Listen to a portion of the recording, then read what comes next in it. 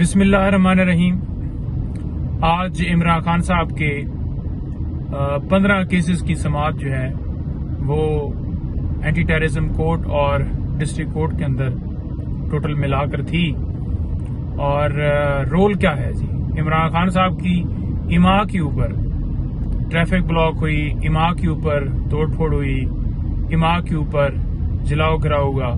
ये इस तरह के मुकदमात हैं। बात यह है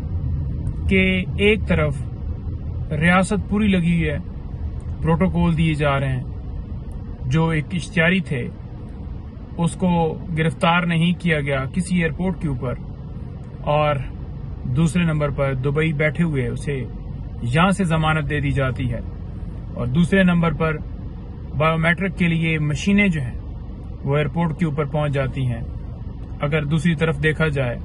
तो इमरान खान साहब के ऊपर बोगस मुकदमात की बुछाड़ है, और जो ये कहते थे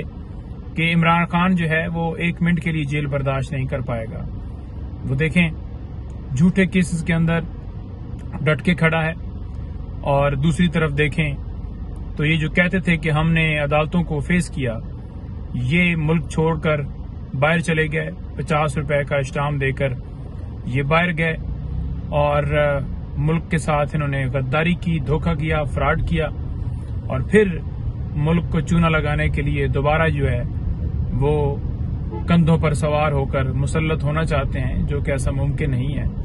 आज हमने बड़ा वाज़ेह देखा कि जुडिशल कम्प्लेक्स के अंदर जो सपोर्टर थे इनके, वो यूं ही थे, कोई 20-50 होंगे, और इमरान खान साहब जब आते थे तो एक पूरा काफिला उनके साथ होता था। वो कोई हमला करने के लिए नहीं आते थे, वो इमरान खान के विजन के साथ लोग खड़े थे और इज़हार यकजहती करने के लिए इमरान खान साहब के साथ आते थे। जैसे कि आज वो चंद जो वर्कर इनके साथ आए हैं, लेकिन इस्लामाबाद पुलिस हो तो आज बड़ा हमने वहां पर माहौल जो है पुरसुकून देखा। जब खान साहब पेश होते थे तो वहां पर रेंजर होती थी, पुलिस और FC,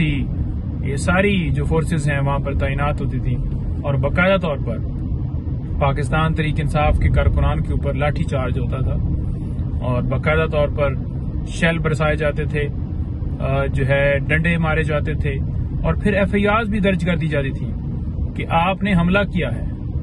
और आज पुरसुकून पुलिस नजर आई। हम ये नहीं कहते कि किसी के ऊपर डंडे मारे जाएं या PMLN के वर्कर्स के ऊपर कोई तशद्दुद किया जाए, लेकिन पाकिस्तान तहरीक इंसाफ के जो कारकुन थे, सपोर्टर थे, उनके साथ ऐसा क्यों सलूक किया गया? क्या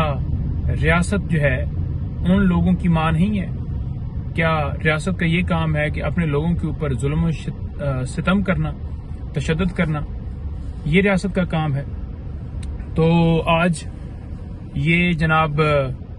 जो मुजरिम हैं वो पेश हो रहे हैं, और उनको बाकायदा तौर पर प्रोटोकॉल दिया गया है।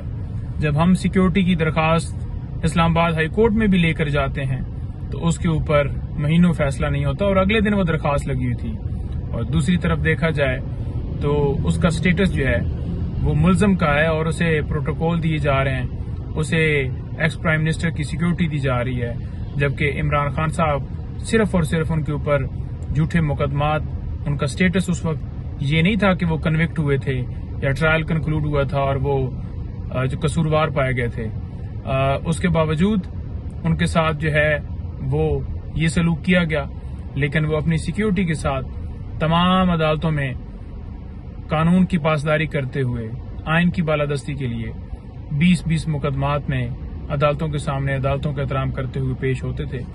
और आज भी 15 मुकदमात उनके लगे हुए हैं। तो ये झूठे केसेस जिनमें इमरान खान साहब ने सामना किया, भागे नहीं, लंदन नहीं गए, अपनी प्रॉपर्टियां नहीं बनाई, अपने कारोबार नहीं बनाए, बल्कि जो उनका मकसद था कि मुल्क को सर्व करना है, मुल्क को हकीकी आज़ादी दिलानी है,